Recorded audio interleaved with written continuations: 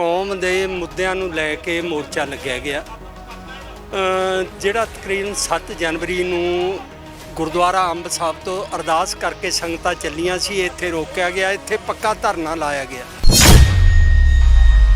ਸ੍ਰੀ ਗੁਰੂ ਗ੍ਰੰਥ ਸਾਹਿਬ ਦੀ ਹੋਈਆਂ ਬੇਅਦਬੀਆਂ ਦਾ ਇਨਸਾਫ ਲੈਣ ਲਈ ਤੇ ਬਾਈਬਲ ਕਲਾਂ ਤੇ ਕੋਟਕਪੂਰਾ ਗੋਲੀ ਕਾਂਡ ਦਾ ਇਨਸਾਫ ਲੈਣ ਲਈ 328 ਲਾਪਤਾ ਸਰੂਪਾਂ ਦਾ ਇਨਸਾਫ ਲੈਣ ਲਈ ਤੇ ਉਹ ਬੰਦੀ ਸਿੰਘ ਜਿਹੜੇ ਸਾਡੇ ਸਜ਼ਾਵਾਂ ਵੀ ਪੂਰੀਆਂ ਕਰ ਚੁੱਕੇ ਪਰੰਤੂ ਸਰਕਾਰਾਂ ਉਹਨਾਂ ਦੀ ਰਿਹਾਈਆਂ ਨਹੀਂ ਕਰ ਰਹੀਆਂ। ਉਹ ਆਪਣੇ ਹੱਕ ਲੈਣ ਲਈ ਅਸੀਂ ਪੱਕਾ ਮੋਰਚਾ ਲਾਤਿਆ। 2015 ਚ ਹੋਈ ਸੀ ਬੇਅਦਬੀ, ਉਦੋਂ ਇਨਸਾਫ ਨਹੀਂ ਮਿਲਿਆ। ਉਸ ਤੋਂ ਬਾਅਦ ਕੈਪਟਨ ਅਮਰਿੰਦਰ ਸਿੰਘ ਦੀ ਸਰਕਾਰ ਆਈ ਜਿਸ ਨੇ ਗੁਟਕਾ ਸਾਹਿਬ ਦੀ ਸਹੁੰ ਖਾ ਕੇ ਇਹ ਸੰਗਤਾਂ ਨੂੰ ਵਿਸ਼ਵਾਸ ਦਿਵਾਇਆ ਸੀ ਵੀ ਮੈਂ 1 ਮਹੀਨੇ ਦੇ ਅੰਦਰ ਅੰਦਰ ਇਨਸਾਫ ਲੈ ਕੇ ਦੇਵਾਂਗਾ, ਪਰੰਤੂ ਉਹਨਾਂ ਨੇ ਵੀ ਇਨਸਾਫ ਨਹੀਂ ਦਿੱਤਾ। ਇਹਨਾਂ ਨੂੰ ਵੀ ਸਾਲ ਬੀਤ ਚੁੱਕਿਆ। ਅੱਜ ਉਹਨਾਂ 92 MLAs ਦੀ ਮੈਂ ਕਹਿਣਾ ਵੀ ਉਹਨਾਂ ਦੀ ਜ਼ਮੀਰ ਮੁਰ ਚੁੱਕੀ ਹੈ ਵੀ ਜਿਹੜਾ ਗੁਰੂ ਗ੍ਰੰਥ ਸਾਹਿਬ ਦੀ ਬੇਅਦਬੀ ਬਾਰੇ ਵੀ ਨਹੀਂ ਉਹ ਆਵਾਜ਼ ਉਠਾ ਸਕਦੇ। ਅਸੀਂ ਉਸ ਪ੍ਰਸ਼ਾਸਨ ਨੂੰ ਸਪਸ਼ਟ ਕਰਤਿਆ ਵੀ 4 ਮੁੱਦੇ ਹਨ ਜਿਨ੍ਹਾਂ ਵਿੱਚ ਇਹ ਕੌਮੀ ਇਨਸਾਫ ਮੋਰਚਾ ਲਾਇਆ ਗਿਆ, ਪੱਕਾ ਮੋਰਚਾ ਲਾਇਆ ਗਿਆ। ਜਦੋਂ ਮੁੱਦਿਆਂ ਦਾ ਸਾਨੂੰ ਇਨਸਾਫ ਨਹੀਂ ਮਿਲਦਾ ਇਹ ਮੋਰਚਾ ਉਦੋਂ ਤੱਕ ਨਿਰੰਤਰ ਜਾਰੀ ਰਹੇਗਾ। ਇਸ ਤੋਂ ਉੱਠਣ ਦੀ ਕੋਈ ਨਹੀਂ। ਵੱਧ ਤੋਂ ਵੱਧ ਗਿਣਤੀ 'ਤੇ ਇੱਥੇ ਪਹੁੰਚੋ ਤਾਂ ਕਿ ਅਸੀਂ ਸਰਕਾਰਾਂ 'ਤੇ ਦਬਾਅ ਪਾ ਕੇ ਆਪਣੇ ਹੱਕ ਲੈ ਸਕੀਏ। TV84 ਇੰਡੀਆ ਦੇ ਨਾਲ ਜੁੜੇ ਹੋ। ਮੈਂ ਰਜਿੰਦਰ ਸਿੰਘ ਸਵਰਾ। ਖਾਸ ਕਰ ਸਿੱਖਾਂ ਦੀਆਂ ਪ੍ਰਮੁੱਖ ਮੰਗਾਂ ਨੂੰ ਲੈ ਕੇ ਲੰਬੇ ਸਮੇਂ ਤੋਂ ਸੰਘਰਸ਼ ਚੱਲਦੇ ਆਉਂਦੇ ਨੇ। ਪਿਛਲੇ ਸਮੇਂ ਦਾ ਜੇ ਜ਼ਿਕਰ ਕੀਤਾ ਜਾਵੇ ਤਾਂ ਸਮੇਂ ਦੇ ਦਰਮਿਆਨ ਵੀ ਸ੍ਰੀ ਫਤਿਹਗੜ੍ਹ ਸਾਹਿਬ ਤੋਂ ਇੱਕ ਮਾਰਚ ਕੀਤਾ ਗਿਆ ਸੀ ਬੰਦੀ ਸਿੰਘਾਂ ਦੀ ਰਿਹਾਈ ਨੂੰ ਲੈ ਕੇ। ਤਾਂ ਇਕੱਤਰਤਾ ਕਰਨ ਵਾਸਤੇ ਪੰਥਕ ਧਿਰਾਂ ਦੇ ਵੱਲੋਂ ਕੌਮੀ ਇਨਸਾਫ ਮੋਰਚਾ ਲੱਗਾ ਹੋਇਆ। ਤਾਂ ਇਸੇ ਇਨਸਾਫ ਮੋਰਚੇ ਦੇ ਵਿੱਚ ਸਰਕਾਰ ਦੇ ਨਾਲ ਵੀ ਮੀਟਿੰਗ ਹੋਈ ਹੈ ਔਰ ਜਿਹੜਾ ਮੋਰਚਾ ਉਹ ਵੀ ਪੱਕੇ ਤੌਰ ਤੇ ਲੱਗ ਚੁੱਕਾ ਹੈ। ਤਾਂ ਇਸੇ ਵਿਸ਼ੇ ਦੇ ਉੱਪਰ ਗੱਲਬਾਤ ਕਰਾਂਗੇ। ਮੇਰੇ ਨਾਲ ਗੱਲਬਾਤ ਕਰਨ ਵਾਸਤੇ ਜਥੇਦਾਰ ਭਾਈ ਜਗਤਾਰ ਸਿੰਘ ਹਵਾਰਾ, ਉਹਨਾਂ ਦੇ ਧਰਮੀ ਪਿਤਾ ਬਾਪੂ ਗੁਰਚਰਨ ਸਿੰਘ ਨੇ, ਉਹਨਾਂ ਦੇ ਨਾਲ ਗੱਲਬਾਤ ਕਰ ਲੈਣ। ਬਾਪੂ ਜੀ ਵਾਹਿਗੁਰੂ ਜੀ ਕਾ ਖਾਲਸਾ। ਵਾਹਿਗੁਰੂ ਜੀ ਕਾ ਖਾਲਸਾ, ਵਾਹਿਗੁਰੂ ਜੀ ਫਤਿਹ। ਬਾਪੂ ਜੀ ਸਭ ਤੋਂ ਪਹਿਲਾਂ ਦੱਸੋ ਕਿ ਪੱਕਾ ਮੋਰਚਾ ਲੱਗ ਚੁੱਕਾ ਹੈ, ਸੰਗਤ ਦੀ ਸ਼ਮੂਲੀਅਤ ਹੋ ਰਹੀ ਹੈ। ਸਭ ਤੋਂ ਪਹਿਲਾਂ ਇਸ ਗੱਲ ਦਾ ਜ਼ਿਕਰ ਕੀਤਾ ਜਾਵੇ ਕਿ ਕਿਸ ਤਰੀਕੇ ਦੇ ਨਾਲ ਮੋਰਚੇ ਦੀ ਰੂਪਰੇਖਾ ਹੈ, ਸਮਰਥਨ ਕਿਸ ਤਰੀਕੇ ਦਾ ਸੰਗਤ ਦਾ। ਦੇਖੋ, ਜਿਹੜਾ ਇਹ ਕੌਮੀ ਇਨਸਾਫ ਮੋਰਚਾ ਕੌਮ ਦੇ ਮੁੱਦਿਆਂ ਨੂੰ ਲੈ ਕੇ ਮੋਰਚਾ ਲੱਗਿਆ ਗਿਆ ਜਿਹੜਾ ਤਕਰੀਬਨ 7 ਜਨਵਰੀ ਨੂੰ ਗੁਰਦੁਆਰਾ ਅੰਬ ਸਾਹਿਬ ਤੋਂ ਅਰਦਾਸ ਕਰਕੇ ਸੰਗਤਾਂ ਚੱਲੀਆਂ ਸੀ। ਇੱਥੇ ਰੋਕਿਆ ਗਿਆ, ਇੱਥੇ ਪੱਕਾ ਧਰਨਾ ਲਾਇਆ ਗਿਆ। ਇਹ ਉਹ ਸੰਗਤਾਂ ਨੂੰ ਅਪੀਲ ਹੈ ਕਿ ਜਿਹੜੇ ਗੁਰੂ ਗ੍ਰੰਥ ਸਾਹਿਬ ਦਾ ਸਤਿਕਾਰ ਕਰਦੇ ਆ, ਆਪਣੀ ਆਸਥਾ ਰੱਖਦੇ ਆ ਸ੍ਰੀ ਗੁਰੂ ਗ੍ਰੰਥ ਸਾਹਿਬ 'ਚ, ਸ੍ਰੀ ਗੁਰੂ ਗ੍ਰੰਥ ਸਾਹਿਬ ਦੀ ਹੋਈਆਂ ਬੇਅਦਬੀਆਂ ਦਾ ਇਨਸਾਫ ਲੈਣ ਲਈ ਤੇ ਬਾਈਬਲ ਕਲਾਂ ਤੇ ਕੋਟਕਪੂਰਾ ਗੋਲੀ ਕਾਂਡ ਦਾ ਇਨਸਾਫ ਲੈਣ ਲਈ 328 ਲਾਪਤਾ ਸਰੂਪਾਂ ਦਾ ਇਨਸਾਫ ਲੈਣ ਲਈ ਤੇ ਉਹ ਬੰਦੀ ਸਿੰਘ ਜਿਹੜੇ ਸਾਡੇ ਸਜ਼ਾਵਾਂ ਵੀ ਪੂਰੀਆਂ ਕਰ ਚੁੱਕੇ ਪਰੰਤੂ ਸਰਕਾਰਾਂ ਉਹਨਾਂ ਦੀ ਰਿਹਾਈਆਂ ਨਹੀਂ ਕਰ ਰਹੀਆਂ। ਉਹ ਆਪਣੇ ਹੱਕ ਲੈਣ ਲਈ ਅਸੀਂ ਪੱਕਾ ਮੋਰਚਾ ਲਾਤਿਆ। ਸੋ ਸੰਗਤਾਂ ਨੂੰ ਅਪੀਲ ਹੈ ਜਥੇਦਾਰ ਜਗਤਾਰ ਸਿੰਘ ਹਵਾਰਾ ਵੱਲੋਂ ਵੀ ਕਿ ਇੱਥੇ ਵੱਧ ਤੋਂ ਵੱਧ ਦੇਸ਼ ਵਿਦੇਸ਼ ਦੀਆਂ ਸੰਗਤਾਂ ਵੱਧ ਚੜ੍ਹ ਕੇ ਹਿੱਸਾ ਪਾਉਣ ਤਾਂ ਕਿ ਇੱਕ ਸਾਡੀ ਮਤਲਬ ਇੱਕ ਮਾਣ ਮਰਿਆਦਾ ਵਾਸਤੇ ਸਾਡਾ ਲਾਇਆ ਇਹ ਮੋਰਚਾ। ਹਰ ਇੱਕ ਸਿੱਖ ਦਾ ਫਰਜ਼ ਬਣਦਾ ਵੀ ਜਿੱਥੇ ਅਸੀਂ ਗੁਰੂ ਗ੍ਰੰਥ ਸਾਹਿਬ ਜੀ ਨੂੰ ਸਮਰਪਿਤ ਹੈ, ਆਪਣਾ ਗੁਰੂ ਮੰਨਦੇ ਹਾਂ, ਪਰ ਦੁਸ਼ਟਾਂ ਵੱਲੋਂ ਉਹਨਾਂ ਦੀ ਸਮੇਂ ਤੇ ਬੇਅਦਬੀਆਂ ਕਰੀ ਗਈਆਂ। ਸਰਕਾਰਾਂ ਨੇ ਇਨਸਾਫ ਨਹੀਂ ਦਿੱਤਾ। ਤਕਰੀਬਨ 4 ਸਰਕਾਰਾਂ ਹੋ ਚੁੱਕੀਆਂ, ਇਹ ਚੌਥਾ ਮੁੱਖ ਮੰਤਰੀ ਹੈ ਜਿਹੜੇ ਵਾਅਦੇ ਕਰਦੇ ਰਹੇ। ਪਹਿਲੀ ਸਰਕਾਰ ਦੇ 2015 ਚ ਹੋਈ ਸੀ ਬੇਅਦਬੀ, ਉਦੋਂ ਇਨਸਾਫ ਨਹੀਂ ਮਿਲਿਆ। ਉਸ ਤੋਂ ਬਾਅਦ ਕੈਪਟਨ ਅਮਰਿੰਦਰ ਸਿੰਘ ਦੀ ਸਰਕਾਰ ਆਈ ਜਿਸ ਨੇ ਗੁਟਕਾ ਸਾਹਿਬ ਦੀ ਸਹੁੰ ਖਾ ਕੇ ਇਹ ਸੰਗਤਾਂ ਨੂੰ ਵਿਸ਼ਵਾਸ ਦਿਵਾਇਆ ਸੀ ਵੀ ਮੈਂ 1 ਮਹੀਨੇ ਦੇ ਅੰਦਰ ਅੰਦਰ ਇਨਸਾਫ ਲੈ ਕੇ ਦੇਵਾਂਗਾ, ਪਰੰਤੂ ਉਹਨਾਂ ਨੇ ਵੀ ਇਨਸਾਫ ਨਹੀਂ ਦਿੱਤਾ। ਇਹਨਾਂ ਨੂੰ ਵੀ ਸਾਲ ਬੀਤ ਚੁੱਕਿਆ। ਸੱਤਾ ਵਿੱਚ ਆਉਣ ਤੋਂ ਪਹਿਲਾਂ ਵਾਅਦਿਆਂ ਦਾ ਤੁਸੀਂ ਜ਼ਿਕਰ ਕੀਤਾ ਕਿ ਜਿਸ ਤਰੀਕੇ ਦੇ ਨਾਲ ਵਾਅਦੇ ਕੀਤੇ ਗਏ ਸੀ ਉਹਨਾਂ ਨੂੰ ਅਮਲੀ ਜਾਮਾ ਨਹੀਂ ਪਹਿਨਾਇਆ ਗਿਆ। ਤੇ ਕੀ ਲੱਗਦਾ ਕਿ ਮਨਸ਼ਾ ਜਿਹੜੀ ਸਰਕਾਰ ਦੀ ਹੈ, ਨਵੀਂ ਜਿਹੜੀ ਅਗਵਾਈ ਵਾਲੀ ਆਮ ਆਦਮੀ ਪਾਰਟੀ ਪੰਜਾਬ ਦੀ ਸਰਕਾਰ ਬਣੀ, ਉਹਨਾਂ ਦੀ ਮਨਸ਼ਾ ਕੀ ਨਜ਼ਰ ਆਉਂਦੀ ਹੈ ਇਸ ਪਿੱਛੇ? ਦੇਖੋ, ਮਨਸ਼ਾ ਇਹਨਾਂ ਦੀ ਵੀ ਉਹੀ ਹੈ ਜਿਹੜੀ ਪਹਿਲੀ ਸਰਕਾਰਾਂ ਦੀ ਸੀ। ਜਦੋਂ ਸਰਕਾਰ ਤੋਂ ਬਾਹਰ ਹੁੰਦੀ ਹੈ ਪਾਰਟੀ ਕੋਈ, ਉਸ ਚੀਜ਼ ਦੀ ਮੁੱਦੇ ਦੀ ਗੱਲ ਕਰਦੀ ਹੈ ਵੀ ਇਨਸਾਫ ਲੈ ਕੇ ਦੇਵਾਂਗੀ। ਸੰਗਤਾਂ ਇਹਨਾਂ ਦੇ ਭਰਮ ਜਾਲ 'ਚ ਫਸ ਜਾਂਦੀਆਂ, ਝੂਠੇ ਲਾਰਿਆਂ 'ਚ ਆ ਜਾਂਦੀਆਂ, ਇਹਨਾਂ ਦੇ ਵਾਅਦਿਆਂ ਤੇ ਵਿਸ਼ਵਾਸ ਕਰ ਲੈਂਦੀਆਂ, ਵੋਟਾਂ ਪਾ ਕੇ ਇਹਨਾਂ ਨੂੰ ਵੱਡੀ ਗਿਣਤੀ 'ਚ ਤਕਰੀਬਨ 92 MLA ਬਣਾਏ ਗਏ। ਪਰ ਅੱਜ ਉਹਨਾਂ 92 MLAs ਦੀ ਮੈਂ ਕਹਿਣਾ ਵੀ ਉਹਨਾਂ ਦੀ ਜ਼ਮੀਰ ਮੁਰ ਚੁੱਕੀ ਹੈ ਵੀ ਜਿਹੜਾ ਗੁਰੂ ਗ੍ਰੰਥ ਸਾਹਿਬ ਦੀ ਬੇਅਦਬੀ ਬਾਰੇ ਵੀ ਨਹੀਂ ਉਹ ਆਵਾਜ਼ ਉਠਾ ਸਕਦੇ।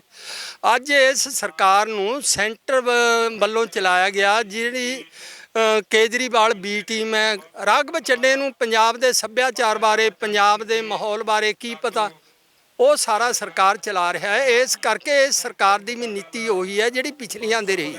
ਮੋਰਚੇ ਦੀਆਂ ਮੰਗਾਂ ਨੂੰ ਲੈ ਕੇ ਕੱਲ ਪ੍ਰਸ਼ਾਸਨ ਦੇ ਨਾਲ ਤੁਹਾਡੀ ਮੀਟਿੰਗ ਹੁੰਦੀ ਹੈ, ਮੀਟਿੰਗ ਬੇਸਿੱਟਾ ਰਹਿੰਦੀ ਹੈ।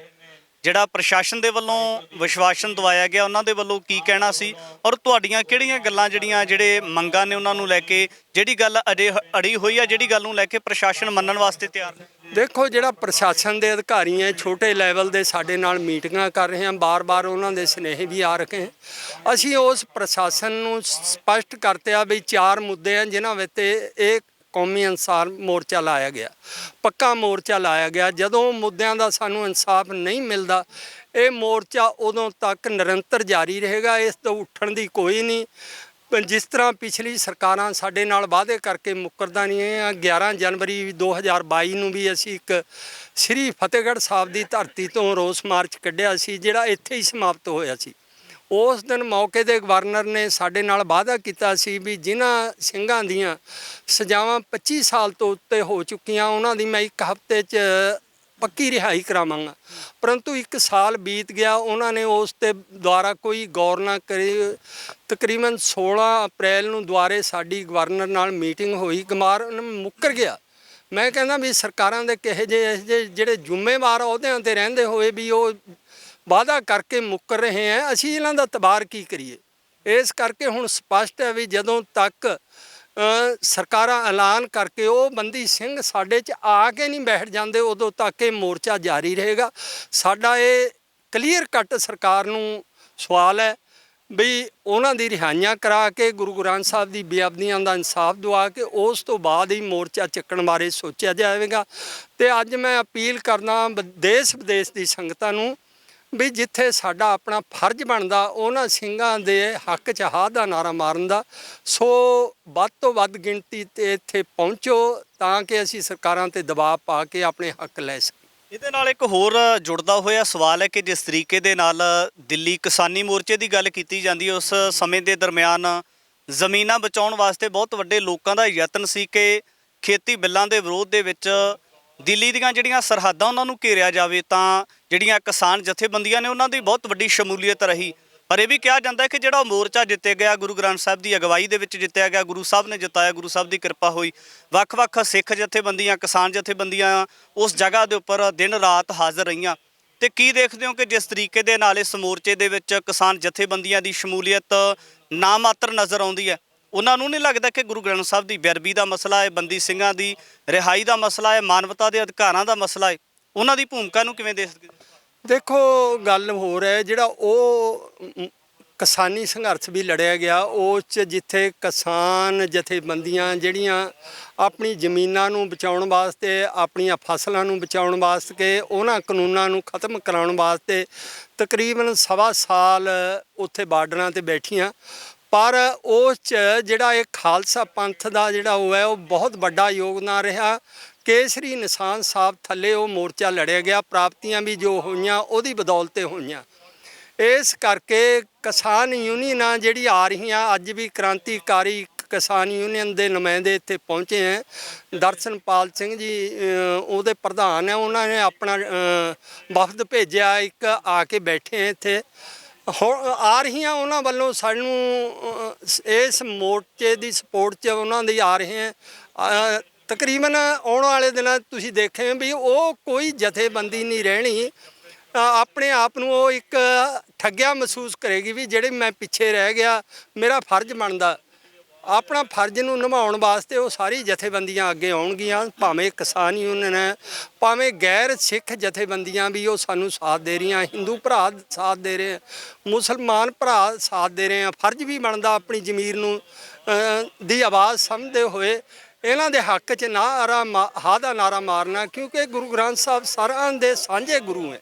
ਇਸ ਕਰਕੇ ਆਉਣ ਵਾਲੇ ਦਿਨਾਂ 'ਚ ਸਾਨੂੰ ਆਸ ਹੈ ਵੱਡੀ ਗਿਣਤੀ 'ਚ ਇੱਥੇ ਸੰਗਤਾਂ ਪਹੁੰਚਣਗੀਆਂ। ਪੰਜਾਬ ਦੇ ਲੋਕਾਂ ਨੇ ਬਹੁਤ ਵੱਡੇ ਸੰਘਰਸ਼ ਕੀਤੇ ਨੇ, ਪਰ ਇੱਕ ਹੋਰ ਸੰਘਰਸ਼ ਖਾਸ ਕਰ ਸਿੱਖਾਂ ਦੀਆਂ ਪ੍ਰਮੁੱਖ ਮੰਗਾਂ ਨੂੰ ਲੈ ਕੇ ਵਿੱਢਿਆ ਹੋਇਆ। ਤਾਂ ਆਉਣ ਵਾਲੇ ਸਮੇਂ ਦੇ ਵਿੱਚ ਵੀ ਜ਼ਿਕਰਯੋਗ ਰਹੇਗਾ ਕਿ ਕਿਸ ਤਰੀਕੇ ਦੇ ਨਾਲ ਜਿਹੜੀਆਂ ਸਿੱਖ ਜਥੇਬੰਦੀਆਂ ਦੀਆਂ ਜਾਂ ਨਾਨਕ ਨਾਮ ਲੇਵਾ ਸਿੱਖ ਸੰਗਤਾਂ ਦੀਆਂ ਪ੍ਰਮੁੱਖ ਮੰਗਾਂ ਰਹੀਆਂ ਨੇ, ਉਹਨਾਂ ਮੰਗਾਂ ਨੂੰ ਲੈ ਕੇ ਲੱਗੇ ਹੋਏ ਮੋਰਚੇ ਦੇ ਵਿੱਚ ਕਿਸ ਤਰੀਕੇ ਦੀ ਰੂਪਰੇਖਾ ਉਲੀਕੀ ਜਾ ਸਕਦੀ ਹੈ। ਔਰ ਇਸ ਮੋਰਚੇ ਦੇ ਵਿੱਚ ਵੱਡੀ ਤਾਦਾਦ ਦੇ ਵਿੱਚ ਦਿਨ ਬਾ ਦਿਨ ਸ਼ਮੂਲੀਅਤ ਵੀ ਕੀਤੀ ਜਾ ਰਹੀ ਹੈ। ਆਉਣ ਵਾਲੇ ਸਮੇਂ ਵਿੱਚ ਤਮਾਮ ਗੱਲਬਾਤ ਲੈ ਕੇ ਤੁਹਾਡੇ ਦਰਮਿਆਨ ਹਾਜ਼ਰ ਹੋਵਾਂਗਾ। ਧੰਨਵਾਦ।